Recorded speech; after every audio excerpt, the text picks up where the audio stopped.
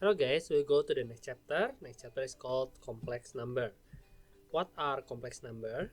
To understand the structure of a complex number, we must first introduce a new set of numbers, the set of imaginary numbers.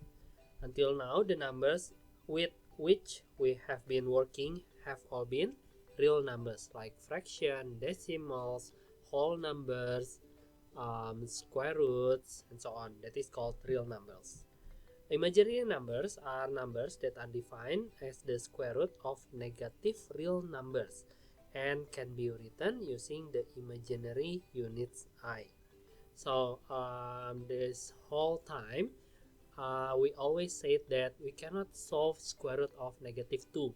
We cannot solve square root of negative 4 and so on.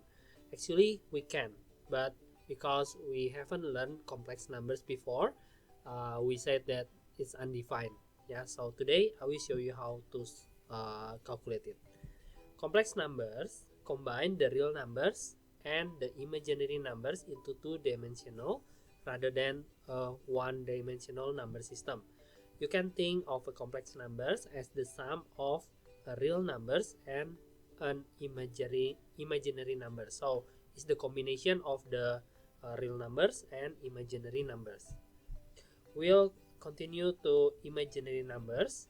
In the set of imaginary numbers, we introduce a new number I. This I is not a letters, not a variables, but uh, it represents a numbers, the imaginary numbers, yeah, or you can say the unit of the imaginary numbers. And we define I square equals to negative 1 or square root of negative 1 equals to I. So today we know that we can calculate square root of negative 1 and the result will be I. The imaginary number I is called the unit imaginary numbers, and imaginary numbers are therefore of the form bi.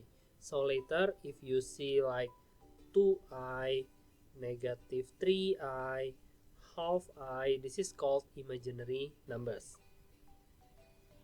Okay guys, I have a equation x squared plus 1 equals to 0. The question wants you to find out how many solution does this equation have. Okay, let's solve this using algebra. So x squared plus 1 equals to 0. And then next is move the 1. You will have x squared equals to negative 1. That means x equals to plus minus square root of negative 1. Okay, because the question wants you to find the real numbers, of course, there is no solution for this one. Yeah, solution, because we cannot calculate this using real numbers. But let's take a look at another example. How many solutions does this equation have in the set of imaginary numbers? So let's solve this one more time.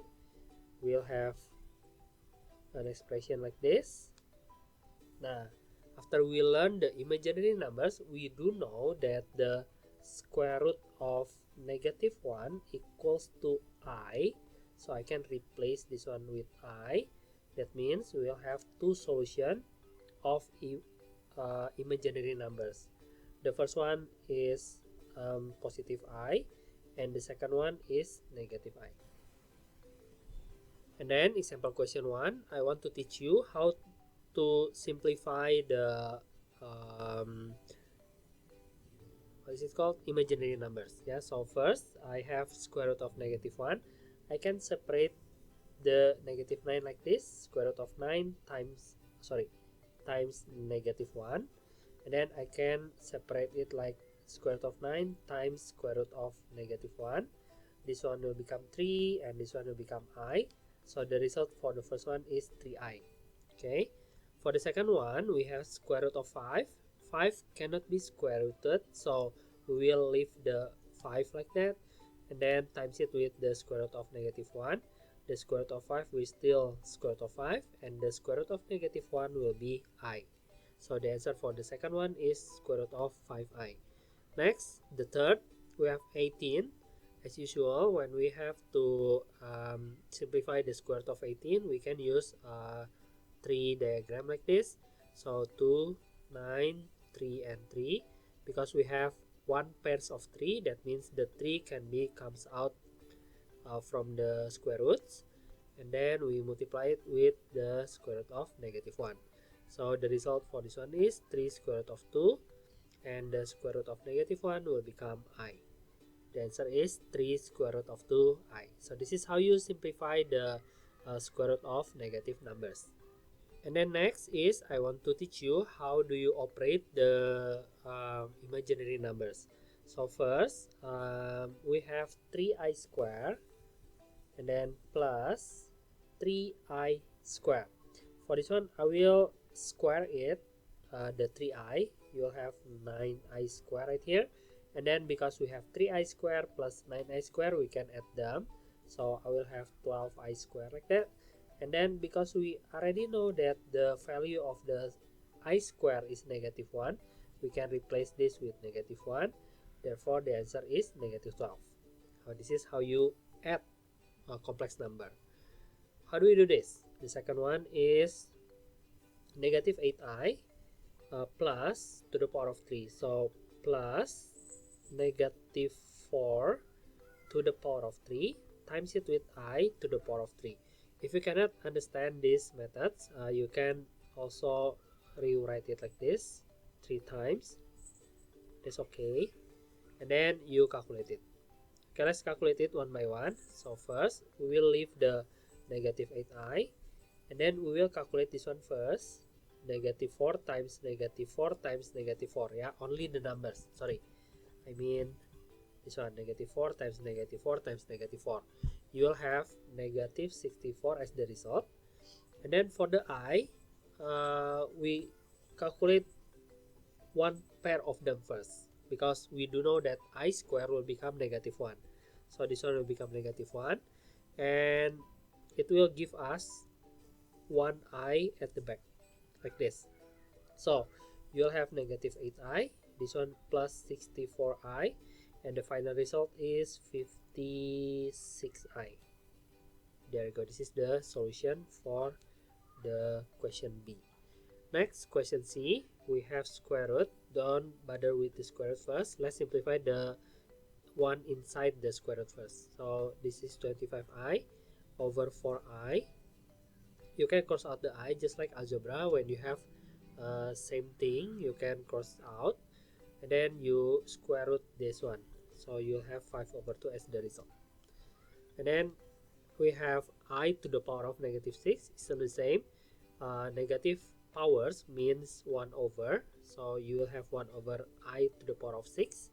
And then we will expand it like this. So I square times I square times I square times I square will become I to the power of 6, right? So 1/, this one will become -1, this one will become -1, this one will become -1, and the final result is -1. This is how you operate the imaginary numbers. Okay, after we learn about imaginary numbers, now we are ready for complex numbers. As I told you before, complex numbers is the combination of real numbers and imaginary numbers. So the notation of complex number will be like this: x plus yi. X represent the the real part of z, the real part of the complex numbers, and the y is the imaginary part of the complex numbers. I is the imaginary units, and z itself is the complex numbers. The real part of z can be called as re z, stands for real z, and then imaginary part of z can be called as im z. It stands for imaginary part of z. And then when x equals to 0, that means you will only have z equals to yi, and the complex number will be called completely imaginary. When y equals to 0, z equals to x, that means z is completely real. For example, I have this complex number, z equals to 2 plus 3i. The question wants you to tell me what is the value of re z. Z means the real part of Z, that means this one, which is 2. And then imZ will be the imaginary part of the Z, which is 3. But sometimes imaginary Z also can be 3i, yeah? So the answer for imaginary Z, it can be 3 itself or 3i. It has the same meaning. Next is equal complex number. The two complex numbers are equal if and only if their real parts are equal and their imaginary parts are equal. So they have to be equal, yeah, exactly the same. For example, I have z1 equals to 2 minus 5i. The real part is 2, the imaginary part is negative 5. And I have z2 exactly the same. We can say that z1 and z2 are two complex numbers that are equal. So let's say this one is plus 5. Z1 and Z2 is not equal anymore, yeah, because the imaginary part for Z1 is negative 5, then and the imaginary part of the Z2 is positive 5. It's different, even though the real part is the same, yeah. And then next example question, given that 2x plus y plus y minus 5i equals to 0, find the value of x and the value of y. Okay, so in the left hand side we have a complex number, which is 2x plus y plus y minus 5i. At the right hand side we have another complex number. How do you know it's another complex number? Because it's equal. When you have a complex numbers equals to something, that means the next one have to be complex number also. So at the right hand side it says 0. 0 means the real numbers is 0, the real part is 0, and the imaginary part also 0. So it can be equals to 0, yeah. So after this we only have to compare. The real part is 2x plus y and the imaginary part is y minus 5. So I think we should start from the imaginary part because it contains only one variables. So y minus 5 equals to 0, that means y equals to 5. And next is the x. To find the x we have to compare the real part. Equals to 0, because we already have the x before, we can input it right there. So 2x equals to negative 5, x equals to negative 5 over 2. That's it. So the y equals to 5 and x equals to negative 5 over 2. This is about equal complex number. Next is complex conjugate. You already learned about square numbers like this, square root of 2 plus 1. The conjugate of square root of 2 plus 1 is square root of 2 minus 1, right? That means the complex numbers also have the conjugate, which is complex conjugate. It's the same concept. So the complex conjugate of z equals to x plus yi is defined by z star equals to x minus yi. You only have to change the sign of the imaginary parts from positive become negative or negative become positive. Remember, only change the imaginary parts, yeah, not the real parts. Next is determine the conjugate of z equals to 3 minus 6i. So the z star will be, the 3 will become still 3, and then the 6 will become positive 6i. That's it. This is the complex conjugate. Next is calculating with complex number. Same with the algebra, complex number can be also operated like addition, subtraction, multiplication, division, and in this example question we will learn how. So question A wants you to add z1 and z2. So we only change the z1 into 2 minus 5i, add with the z2. Z2 is negative 5 plus 7i. Just do it like normal algebra. So 2 minus 5 first, you'll have negative 3, and I with the I, we have 2i. So the final answer is negative 3 plus 2i. That is the addition. Next is subtraction. For the subtraction, we'll have 2 minus 5i minus, do not forget the bracket, it's still the same with the algebra, so you have to put bracket after minus. Yeah, so for this one we have to open the bracket first. You will have plus 5 and then minus 7i, and then after this we'll have 7 and then minus 12i. Okay, next is C, multiplication. We only have to multiply it just like algebra, times it with the z2 is negative 5 plus 7i. Okay, we multiply this, we'll have negative 10, and then we multiply this, you will have plus 14i, and then you multiply this, you will have plus 25i, and the last one is this one, negative 35i squared equals to negative 10. We can add this one, you will have 39i, and for the I square we can convert it into negative 1, so negative 1 times negative 35, just like that. We'll have negative 10 plus 39i, this one will become positive 35. The 35 can be added with the negative 10, you will have 25 plus 39i. So this is the result of the multiplication. And next is division. Okay, for the division you only have to rewrite it like this, z1 divided by z2. The z2 is negative 5 plus 7i. Of course we cannot divide them, so the one that we can do is to rationalize it. So you will multiply it with negative 5 minus 7i with the conjugate of the denominator, yeah, just like the search. And then you will multiply this, equals to negative 10, and then this one is negative 14, this one is plus 25, negative 14 plus 25 is 11i, and then this one is positive 35i squared.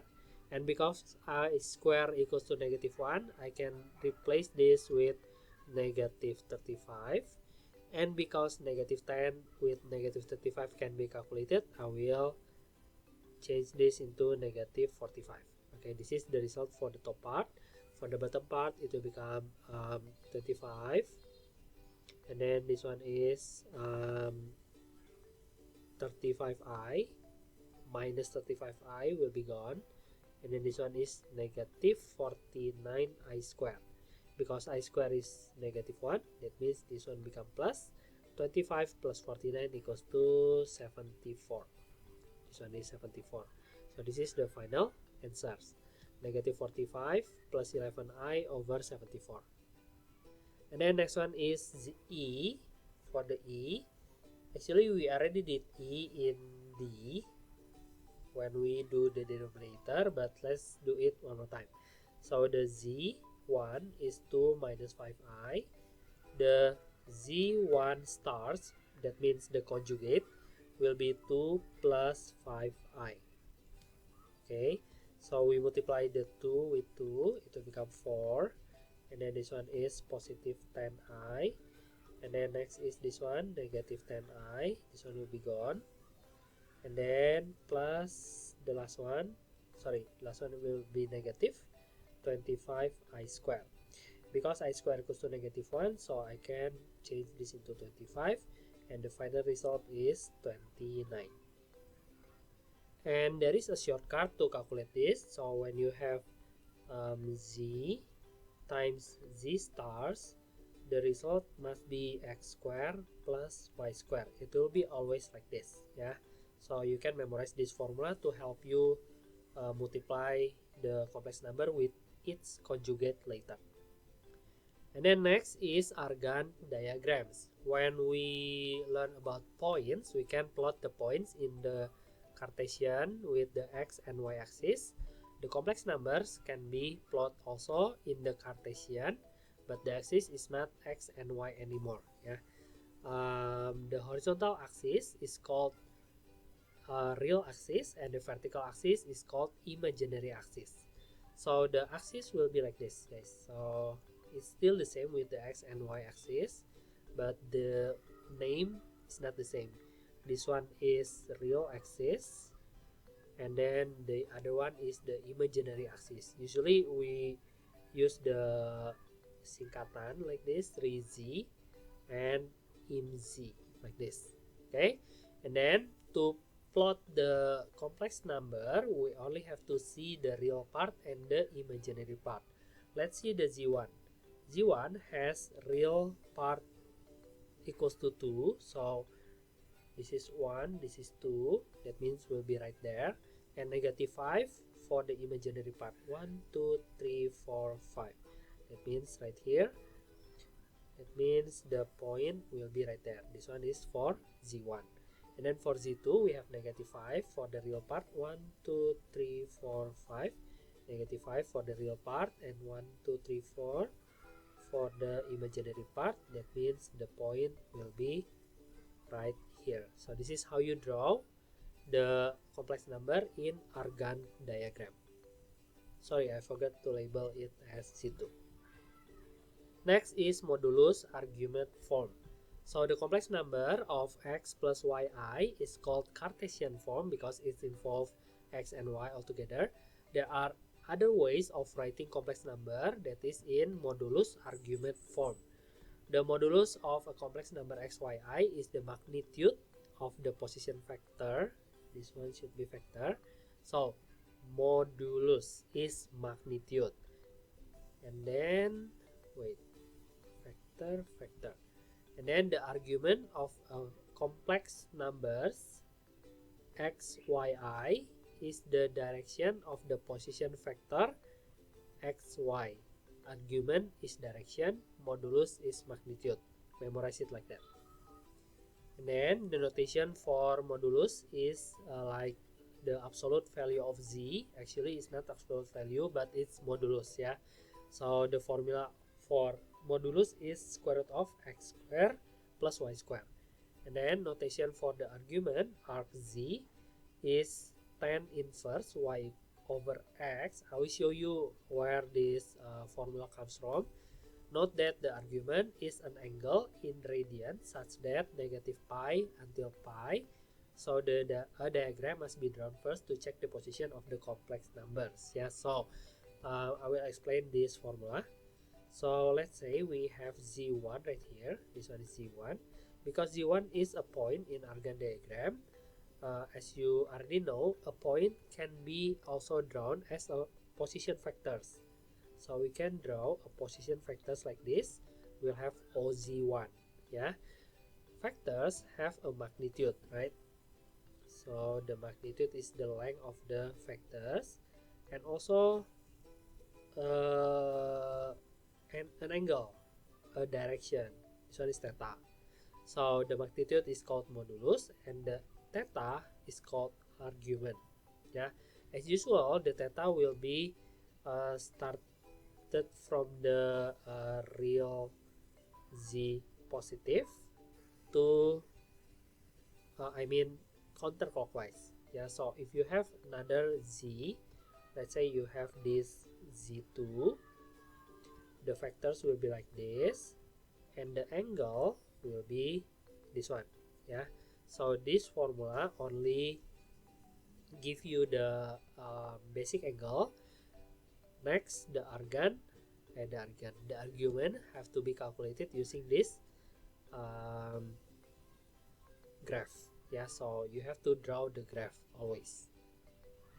Okay, after we know how to find modulus and argument, we can now write a complex number in modulus argument form. The form will be like this: z equals to r times cos theta plus I sin theta, where r is the modulus z and the theta is the argument z. From this form, we can conclude that x equals to r cos theta and y equals to r sin theta. Just in case you need to find the value of x and y later, you have to memorize this formula. Example question 1, write each of the following complex number in modulus argument form. So we do know that this one is Cartesian form. We have to change this into modulus argument form. Wait, let me copy the formula for you. Okay, that is all of the formula we need to change the Cartesian form into modulus argument form. So first step is to find the modulus value. So let's find modulus value. The formula said x squared plus y squared. The x equals to 5, so 5 squared. The y equals to 12, so 12 squared. You'll get 13 as the result.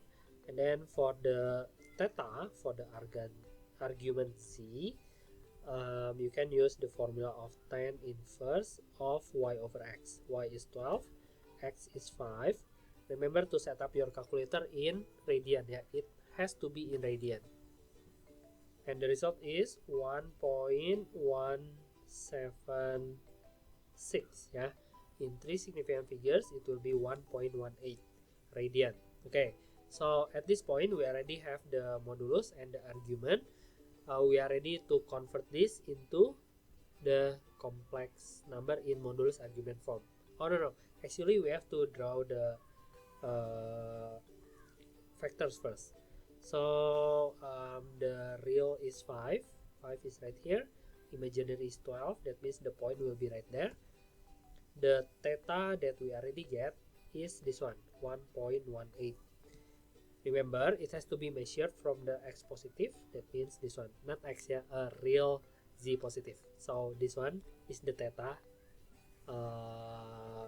that we have to write later in the modulus argument form. So because this one is so easy, we can go straight to the notation. So z equals to r. R means 13 times cos theta. You will leave it like that, cos 1.18 plus I sin theta 1.18, close the brackets. So this is the modulus argument form. I will show you the difference between A and B later, yeah, so you can see the difference. So for the B, we can find the Z using the same methods, negative 3 square plus 4 square. You'll have 5 as the result. And then for the argument Z, you'll have tan inverse of y over x. The x have to be put in positive form. So tan inverse 4 divided by 2. It's 0.0927 in 3 significant figures. So we already have the modulus and the argument. Next is to draw the argand diagram, just to make sure the position of the point. Negative 3 for the real and 4 for the imaginary. So it will be right here. The factor will be like this.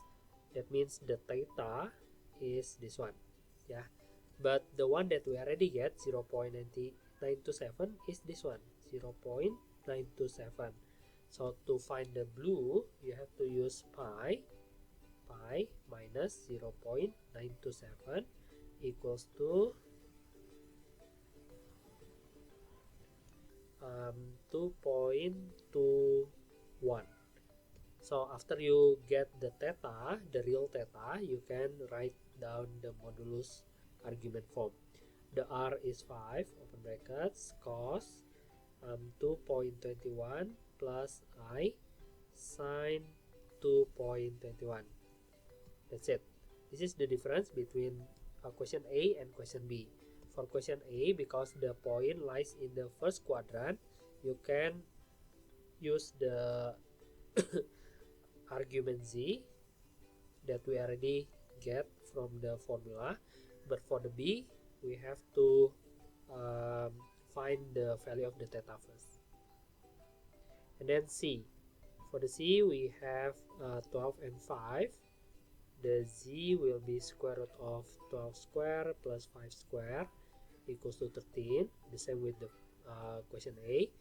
For the argument Z, it will be tan inverse of y over x. Y is 5 over 12.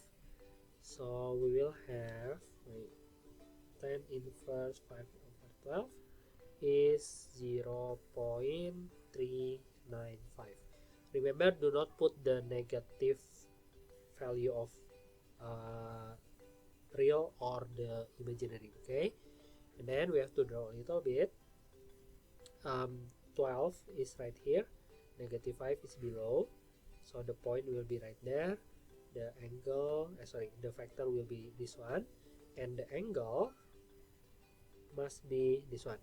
Yeah, we have 0.395, that means the angle will be 0.395, but because it's on the clockwise direction, that means we have to put negative 0.395.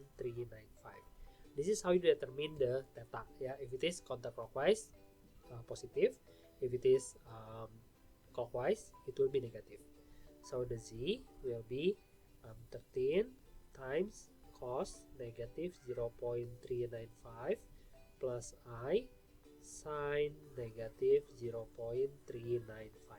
That's it. This is the answer for C. Next is D. D is negative 4. For D, we don't have to find out the Z using the formula because we only have the that is the X, yeah, the real part. That means the length of the vector will be also the real part, which is 4. For the argument, also we can determine from the graph directly. We have negative 4, that means negative 1, negative 2, negative 3, negative 4 right here. That means the vectors will be like this, and that also means the theta will be this one, which is pi radian. And then after this, we can write down the modulus argument form. The R is 4, and then we can write down cos pi plus I sine pi. That's it. And then next is exponential form. After we learn how to convert the Cartesian form into modulus argument form, now I want to teach you how to convert the Cartesian form into exponential form. A complex number in exponential form will be like this: z equals to r times e to the power of theta I. Because the notation contains r and theta, that means the step to convert a complex number into exponential form will be the same as the modulus argument form. So what we have to do is to find the modulus. The modulus for this one is the square root of x squared plus y squared equals to square root of 2, and the argument for this one is tangent inverse of y over x. Y equals to 1, x equals to 1. This one will give us pi over 4. And then don't forget to draw a little bit. The z will be right here, and the vector will be like that, and our theta will be this one, which is pi over 4. We don't have to minus it with pi or anything else, just write down pi over 4, and it's positive because it's counterclockwise. And then after this, we can write it as the exponential form. The r equals to square root of 2. The e will stay e. This e is the same with the previous e numbers, yeah, the natural numbers. So the theta equals to pi over 4, and then I.